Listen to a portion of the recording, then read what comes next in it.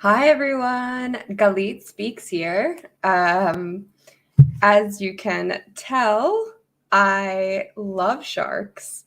My other brand is called Financial Sharktress, and that is obviously a financial brand, and I talk about money, but that is not how my obsession with sharks started. But if you know me, you know I'm obsessed. I love sharks. I have a million different shark costumes. This is just one of them. My shark earrings, made for me by a very special friend and artist, Angela. If you want her information, I will give that to you as well. Sleepy pixel art. Anyway, my obsession with sharks began at a very young age. I, if you believe it, was deathly afraid of sharks because I am the kid that actually, as a young child, my obsession was with orcas, and I am the kid that watched Discovery Channel, Shark Week, National Geographic, every piece of content about the ocean that I could get. And I had a healthy fear of sharks or an unhealthy fear of sharks. And I had I had this block for them because I saw all of this and I knew what kind of apex predator they were and how powerful they were and how many skills they had, right? Like there was this whole thing that they could smell a drop of blood from a mile away. And, that can, that coupled with like, I actually didn't see Jaws until last year. So I didn't have that on my head, though I know a lot of you guys do, and that's where your fear of sharks came from. But like, I had a fear of sharks from like seeing what they've actually done and seeing them hunt it, on camera, right? On all these different specials and Shark Week and documentaries. And back when I was growing up, it was very much about like sharks are dangerous, sharks are an apex predator, sharks are this, sharks are that. So I was obsessed with the ocean. I always knew that I wanted to have it in my life. And I actually, when I was in college, I got this chance. Shout out to Queens College in New York. Thank you so much for giving me the opportunity to get 3 credits to learn how to scuba dive. So that's where I learned how to scuba dive, at Queens College. I took a full semester in the pool and then eventually got my open water certification in Acapulco. Now, I had been diving for about 4 years and I had not seen any sharks.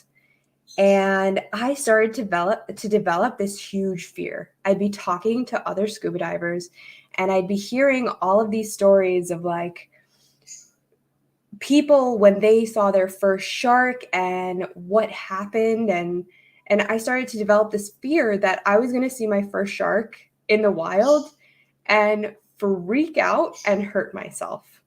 And I guess my initial fear wasn't that the shark was going to eat me. It was more I was going to be so scared of the shark that I was going to do something stupid scuba wise and that I was going to hurt myself. I was going to like go up too fast. I was going to cause a scene. I don't know. There were so many different things going through my head. I heard a story of one person who saw a shark, freaked out, went up too fast, and then like went blind in one eye. And like these were the things that were going on in my head. And I knew that if I wanted to continue doing what I was doing, if I wanted to continue scuba diving, if I wanted to continue to make the ocean a place where I could be and go and have those experiences, because at that point, even 4 years in, it was so important to me. Like I am truly, a water person. I'll tell you one quick side thing. Like I have a heart condition called POTS, and one of the things that I do in order to make my heart calm down is I jump in water. And the second I'm in water, my heart completely just like calms the fuck down. It is almost magical. I actually now work out in the water every single day. I have like my weights. I have a weight belt. I've got dumbbells. I've got my gloves. Um,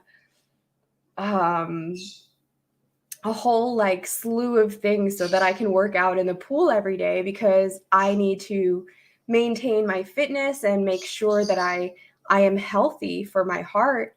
And the best way for me to do that is in water because it keeps my heart stable the whole time. So I'm very much a water person. And I knew 4 years into scuba diving, like, I want to keep doing this, but I need to face my fear of sharks. And my fear of sharks became like this huge thing that I felt like was going to stop me from achieving my goal of scuba diving and seeing everything that I wanted to see, because that's super important to me to like explore the world. And I feel especially like the underwater world is so different. It is so varied. It is so beautiful. And I always have felt like it is the closest thing to maybe becoming an astronaut and, exploring outer space that you can do on Earth. So I knew that I had to do something. And I did something which is kind of controversial, but it was the right choice for me at that time in my life. I wasn't vegan back then. I knew that I needed to face the sharks. I knew that I needed to get over my fear. I knew that I needed to do it head on, right? So what I did was I booked a shark dive in St. Martin. And going into it, I mean, if you think if you think that you're fearful, like I did everything with the intention of like, this is going to be amazing, but I'm also scared as hell. And I remember before my trip, I wrote up my first will. Okay, that's the level of fear that I went into this with. I went and I drew up my first will and like told my partner at the time, like, this is where it is. This is how I've divided up my assets. If anything happens to me, like, this is what you do with all that I have. And oh man, I don't even remember what year that was. But so I went and I had the most amazing, exhilarating experience. Basically, what it is you are not in a cage. There's about like 20, 30 sharks swimming all around you. You're open ocean, right? So anything can come. Mostly smaller sharks, like 6, 8 footers. I mean, that still seems pretty big to some of you, like 6, 8 feet, 9 feet. Maybe the biggest was like 12 feet. Mostly like Caribbean reef sharks, all swimming around you. And then there's a guy in the center in a chainmail suit. And you're all, okay, so we're all at the bottom of the ocean, right? On the sand, holding on to bricks so that we don't flail our arms around because we don't want the sharks to mistake it for food, fish, anything on a stick. This guy in his chainmail suit, he's in the center. He's got a box of dead fish and he is putting them on the stick and then feeding it to the sharks in front of our faces. And I remember like one of the craziest moments. I actually got hit in the face with a shark fin, right? The shark was just eating, and it was eating right in front of me, and like saw the teeth, saw the body, saw everything, got hit by a fin, felt the texture of a shark for the first time in my life, which is kind of rough. And at that moment, I realized as I'm looking at these sharks, like, They do not care about me. I am not their preferred food source. They are interested in dead and sick fish. Like, it just made so much sense. And I finally understood in reality, like, what I had been watching on Shark Week this whole time about how the sharks clean up the oceans and how they actually create an environment for the reef to thrive, because they take care of the waste. They take care of the dead and the dying and make sure that everything in the reef is healthy and that the cycle continues, right? It they the number one, predictor of like a healthy reef is how many sharks, right? If there's a lot of sharks, it's a nice healthy reef. If there aren't any sharks, that is a dying reef. And so after he fed the sharks, after like their frenzy was over, because it wasn't even such a huge frenzy. Yes, I know that, frenzies can be bigger. This happened to have been not like a huge frenzy. After the frenzy was over and the sharks had calmed down, we were able to release the bricks, float around with the sharks. And then we started swimming with them and scuba diving with them. And they were just swimming underneath us, around us. And it was just seeing them so magical and so elegant and so completely not interested in eating me that it totally changed my whole outlook on sharks. It totally got rid of that whole fear. And that's why that experience and sharks in general are so important for me. Well, besides the fact that now every time I go scuba diving, at least like to every place, I at least see one shark.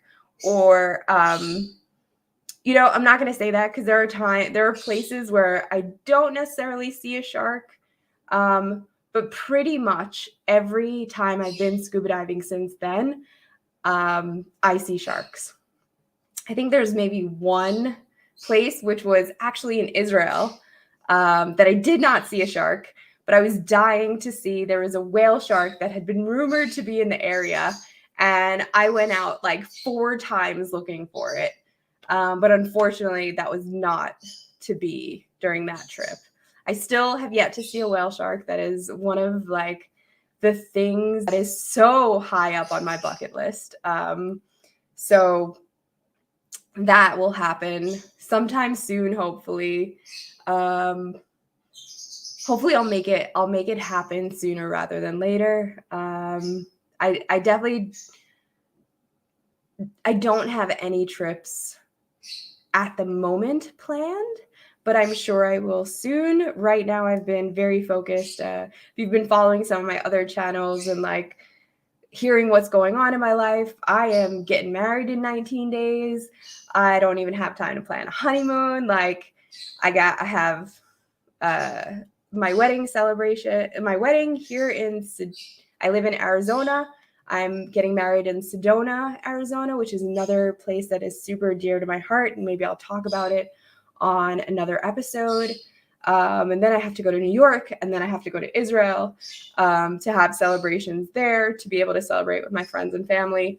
So shark diving is not high up on my list right now, but it will be soon. So why are sharks so important to me? Because they made me see that I could face my fears, that if I just did something head on and actually looked at it in their eye, looked at the shark in their eyes, I could change my whole perspective on things. I could face my fear and do it anyway and come out on top. And then being able to see sharks in almost every single place. Like I remember the next time that I went diving, I saw a shark almost immediately. And in diving, so when somebody sees a shark, this is what they do, right? And then they point in the direction of the shark. And somebody did that. And I remember my first instinct was not to run away, was not to go somewhere else. It was to zoom towards that shark, to like check it out, to be a part of its atmosphere, to be a part of its world, and to really witness its magnificence. And that is why I have adopted it as my spirit animal. And what's cool about sharks is that there are so many different kinds of shark, right? We don't always have to associate, like, when I say sharks are my spirit animal, it doesn't mean that every day I'm a great white shark. Sometimes I'm a whale shark. Sometimes I'm like a goofy looking basking shark. Sometimes I feel like a Caribbean reef shark. But either way, I am living with their principles of I just keep swimming. I just keep moving forward. I don't go in reverse. I am adaptable. And this is what the sharks mean to me, right? It is, I take care of my surroundings. I am adaptable. I make sure that I am always moving forward, that I am not looking in the rear view, that I am choosing to live my life in a way that makes me happy. I am, I'm obviously not eating other animals, right? But that is because I I don't have to survive, right? That's why I had an episode on being a vegan. I don't need to eat other animals to survive, but I'm making sure that the environment continues, that the world around me is a better place. I make sure that I do things that align with how I want to live. So maybe in that aspect of the shark, I am without, I am who I am without having to eat other animals. I can be a shark. I can be a vegan shark. There's actually this really cool vegan restaurant in New York called Savage Sicko. Shout out to you. And one of their taglines is they can make a shark go vegan. So I am that shark, right? And that's really why sharks are so important to me. They signify a part of my life that changed. They signify me starting off fearful and jumping into something and facing that fear and overcoming it and just changing myself because of it. Because that one shark dive led to a completely different trajectory of my life, right?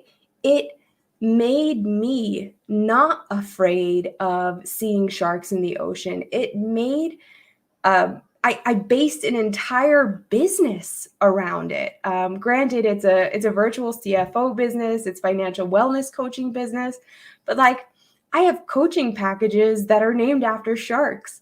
It changed my whole experience to align with the things that I wanted to do and the things that I wanted to protect, which is the ocean. That's one of like the major components of my life, sharks and the ocean. So that day, that choice that I made, that was the catalyst to becoming who I am today, right? It was the catalyst to me having blue hair. It was the catalyst to like me living my truth, which at that time with that partner in that moment, I was not. I had to go through all of this, all of my past and all of the things since that moment in order to become me, in order to become this version of me.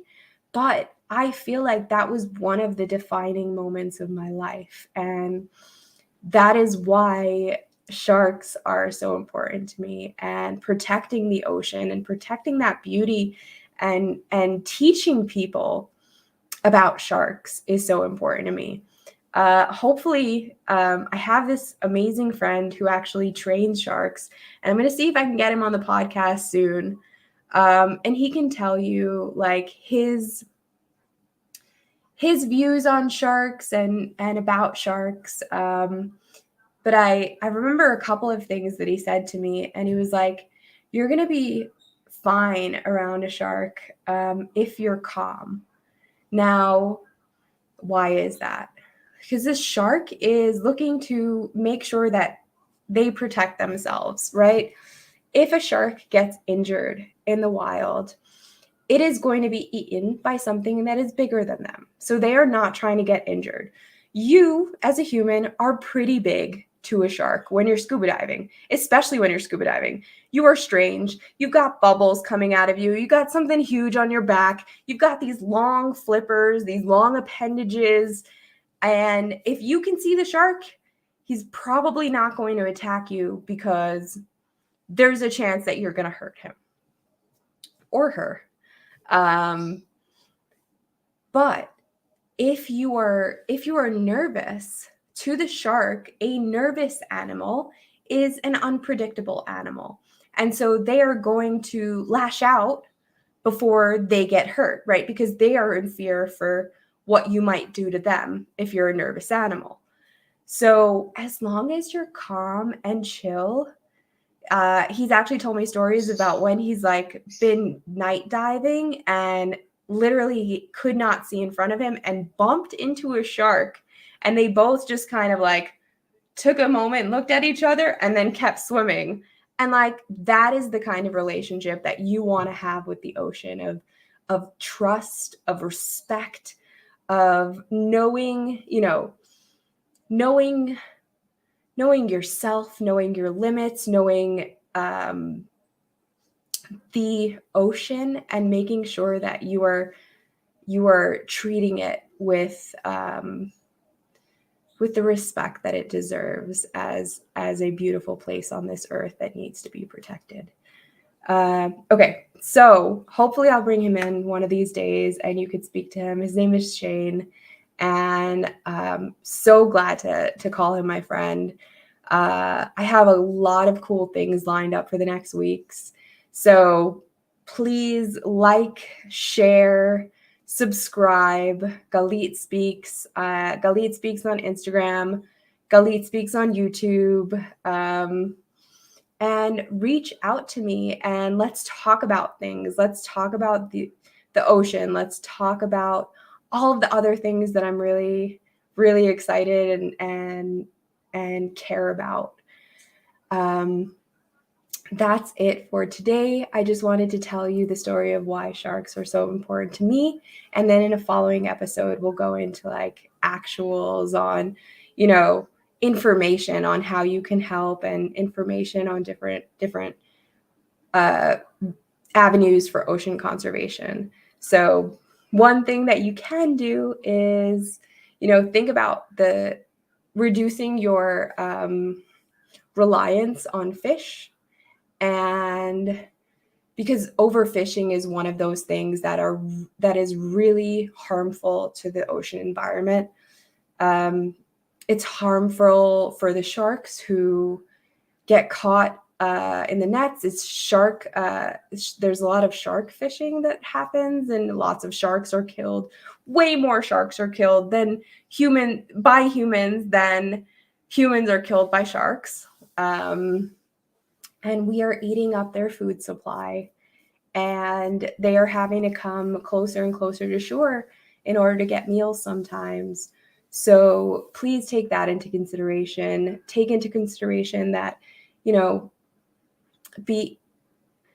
don't need to eat animals to survive. So just reducing some of the consumption will help. Think about the things that we're putting into the ocean. I could go on and on about maybe like different sunscreens that you want to try to find reef safe sunscreens if you're going to go into the ocean. We want to protect the things down there. I want to make sure that you all get a chance to see it, that the next generations get a chance to see it. So please do some research, do your part. I will come on here with some experts and present some more information for you to know and to learn. In the meantime, have an amazing day. Thank you for tuning in. Again, subscribe, like, share. If you want to see me in my shark suit again, I will come in my shark suit, maybe for the next ocean spiel. And I will talk to you all soon. Have a great day. Galit speaks out.